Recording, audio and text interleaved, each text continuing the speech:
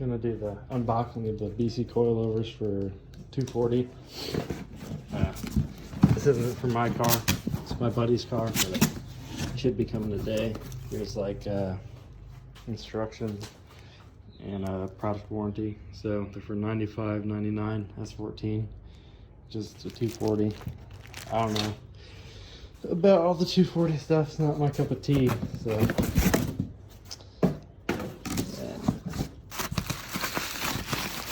I forget what series they are. I think it says on the box BR series. So yeah, but they're pretty light. They look good. It's just what is it? It's plastic around the bushing. Looks like they got rebound adjustment and compression adjustment. That's about it. These must be the cheap ones because they don't even have a camber plate on the top. Maybe that's the rear. I don't know. Let me pull these out. At least they put the peanuts in a bag. Looks nice. Fuck, I ripped it. God damn it. Okay, so yeah, here's the front. The front's got a camber plate. I'm guessing that's for the brake line. That's how it is on most shit. But yeah, just compression and rebound on this one. Camber plate on the top. Says what it's for right on it. And it got the boot on the inside. I don't know if you can see that. But yeah, the powder coating. The powder coating's nice on it. Welds look good. The machining's nice on the shock body. You can see all that. These are just cast, you can tell. But yeah, it's pretty decent. It got the little, I'm assuming each one's a degree of the hash mark on them. But yeah, this is the front. And go over the rear again. Oh, there's some the forks or the spanner wrenches to adjust them, and an Allen wrench. I think that's for the compression. I don't know. Oh no, for the camber plates, def. But yeah. There's the rear, there's the front. There's the front, there's the rear. Yeah. See if anything else is hiding at the bottom of the box. I doubt it. That should be everything, I'd assume. But yeah, there you go. There's a set of coils in all its glory. I can't believe how long the rear ones are. Holy shit. I guess I never realized how long they were. Damn near twice as long as the front. But yeah, if you're in the 240s, it's probably no surprise how long they are. But well, I can get a measurement just in case you're wondering what the overall length is versus a factory one, if you're wondering.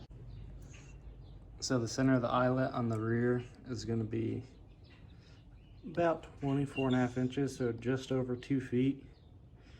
I'd say that's to the top since I'm going up at an angle, so it's going to make the tape measure longer, obviously. And then we'll go from the top of this one to the bottom eyelet. That's about 15 inches. On the camera, it makes it look like it's way less than 15, but in person, it's 15 inches from the top of the shock plate for the front to the bottom hole that mounts to the knuckle. So yeah, that should. Can't really think of anything else you guys would want to see right now, but that's the BC coils for 90. Let's see. 95 to 99 S14, and that's the BR series. Oh, it has a like a coating on the, not a coating, but like a wrap around the spring itself. I don't know if you can see that. Yeah, you can definitely see that. But yeah, it's on there. I've never seen that before. I don't really know what that's about, but I've heard these are pretty decent because I recommended these to my buddy, the BCs, because I wanted to get a set for my neon before, but I don't have neon at the current moment, so and that doesn't have coilovers for it. Apparently you can run like Nova or S10 coilovers on a Dakota, but yeah, here they are, BC coilovers. All right, got the 240 up on the jack stand. We're gonna do the fuel cell. We're gonna do the rear coils. So we got the stock one out versus that. So to the top of the top hat, to the eyelet thing I already did is like 25. And then to the top of this top hat, and then to the eyelet, it's about 29 inches. So yeah, I'll lower it quite a bit. And I'm sure this will be stiffer, so it won't flex as much, or squat, not flex. But yeah, it's super easy. 2 bolts, both on the bottom, pops out super quick. All right, so you put the bottom through first, and then shove the top up there. And if you don't have anyone to help you, you could just rest it right there, or it's just easier to rest it right there. But so push the knuckle and everything down, then set it on that, and you can put the nuts on. Okay, so I got the top ones done. They're 13 mil. You just gotta pull up on the seat thing that's right there on top of the seat. Seat just slides forward or folds over, whatever. Then you just pull this deck lid tray off where the speakers go, speaker tray, and then tighten those up. Then use a jack to hold this up. You just slide it on, just like that. All right, so there's that. Then the front, you can see the difference. Hear bounce on it, Brown. So, back? Yeah. Yeah, she's stiff now. I think we're gonna lower it some more, get some more tuck, because it's just underneath it right now. But that's also the car owner, so what do you think? Lower it? Definitely lower it. All right, we're gonna lower it. So we're at just up over 6.5 inches from the bottom of that one to that one. And we'll see how that looks. All right, so that was at 6.5 inches. And then got a little tuck right in there. I don't know, probably an inch of the tires tucked up in there. And then that's like 4 inches from the top of the tire to the top of the fender. The rear is pretty similar height to the front, so that's how much it lowered it so far. All right, so the top of the tire to the bottom fender is about 2 3/4. That's with the stock coil over on, and we'll see how much it drops it with the BCs on the front. All right, got the front wheels off. So it'll be 3 bolts on the top hat. I don't know if you can see that.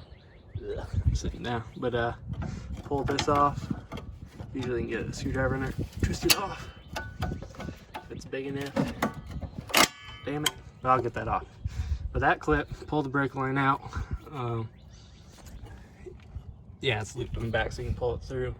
And then these 2 bolts also, and then you're good to go. Alright, so our stock front one's out. Top to the bottom hole, 19 inches. Okay. So that's 15 inches. So 4 inches, we dropped it right there. Well, like I said earlier, the spring's harder, so it doesn't quite drop it that much, but we'll set it on the ground, see what it looks like, and then go from there. All right, we put as much camber in it as it let me, because once I tightened the bolts up, it pulled it back some more. But you have to pull this bolt out, and you actually have to put it in another bolt hole on the top of the strut, or coilover, whatever you want to call it. But yeah, that's as far as it let me go, because it pulled it over. So that's where it originally was. See right there and there. I don't know if you can see. But yeah, it moved that far over. So that bolt moved from here all the way to almost where the original one was. We had a slight problem. It's a little too low, so we couldn't get the jack out from right there. And these are directional tires, so we just swapped them around just now. So put a scissor jack under there. Hopefully that'll be enough to just drive over it when we're done. And hopefully that's enough to get the jack out. So even with that, I mean, you see it's pretty low, but the back's jacked up. That bumper is ripped right there, so we had to rip it through there, even with a little jack. But you can see it now. We might have to lower it more once we get the back down. Don't know yet. It'll be close. Might have to lower it some more, but camera's maxed out. You can tell a little more on this side. But yeah, here we go. Also, the top hat bolts or nuts on top of the rears are 12s and those are 14s. I used the 3/4 socket for the bolt going through. I don't know if that is a metric, probably like a 19 or something. Yeah, it is 3/4 of 19. And then it's a 17 millimeter. No, the bolt's a 17 millimeter, the nut's a 19 millimeter. So I said 13 for those earlier, it's actually a 19. No, I said 13 earlier, it's actually a 12. God, can't fucking think. But yeah, now I gotta take the drive shaft off and so we can drop the stock tank. Get rid of that shit. But yeah, that's what we're at now. So we're getting the wheels back on. We decided not to drop the tank because you got to drop the subframe, so it's a pain in the ass. And I remembered a lot of import cars, they have the access door into the trunk, like to get to the fuel pump and stuff. Like most domestic stuff, that at least Chrysler stuff, you got to drop the tank. So we'll go.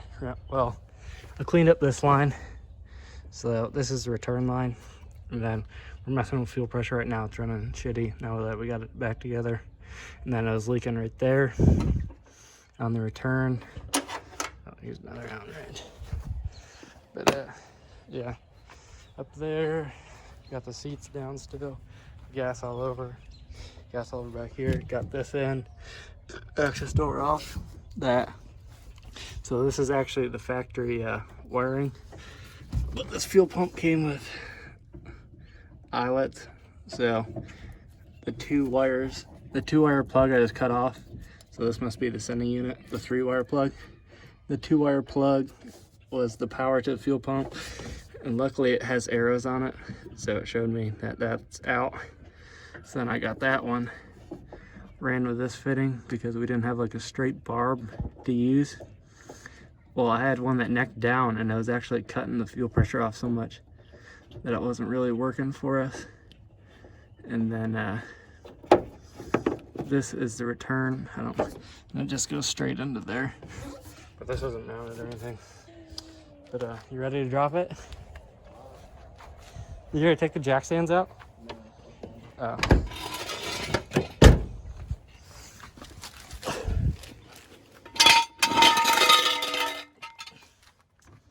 Yeah, good to drop it. I'm probably gonna have to lift it up on the back to get the jack out. Yeah, twist it. she's a lot lower now. What do you think? Take a look at it.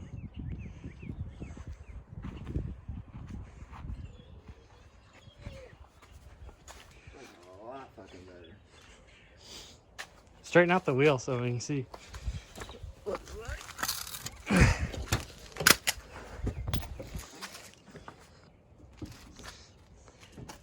Yeah, that's literally as much camber as I can put in it. It's probably like 4 degrees or something like that.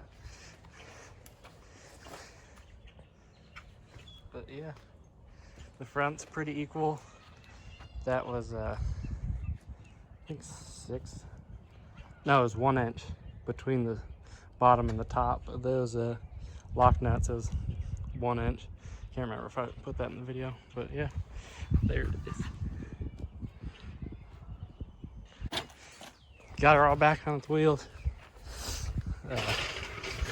I swapped this line and that line because this is actually the inlet on this one and outlet. Mine's opposite for some reason. They're both cheap eBay ones, but yeah, I swapped those around. Runs good now. Fuel pressure gauge actually reads. Got my tuning stick. But yeah, fire her up. Oh, and we took the muffler off. Factory muffler on this thing.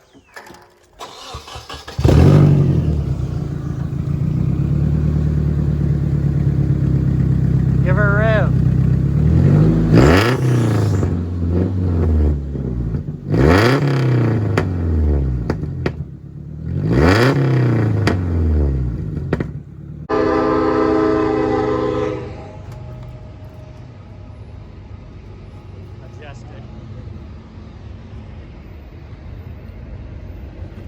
nothing holding this down other than the pure weight of it.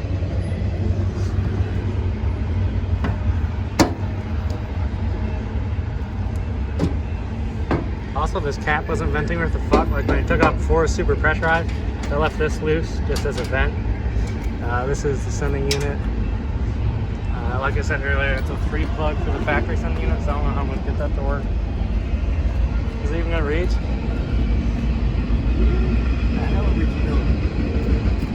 Look at this cheap ass 89. Hey, I was gonna go 87. That's what I would use. Fucking. I was like, oh.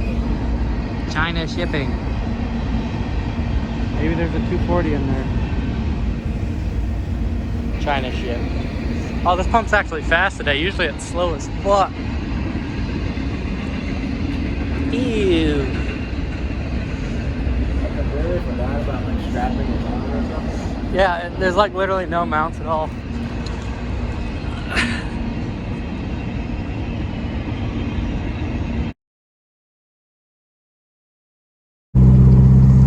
We're in old Cloud America, just driving around, getting high from gas fumes from all the gas we spilled. Yeah. So how happy are you right now? Quite. I'm too tall to sit in this anyway, so my head hits off the ceiling, so I gotta kind of have this open so my head doesn't hit. But it's so stiff now, I bounce so much that I still hit my head, so I gotta have like the seat leaned way back. But yeah, it's definitely built for an Asian man, not a thick ass white boy.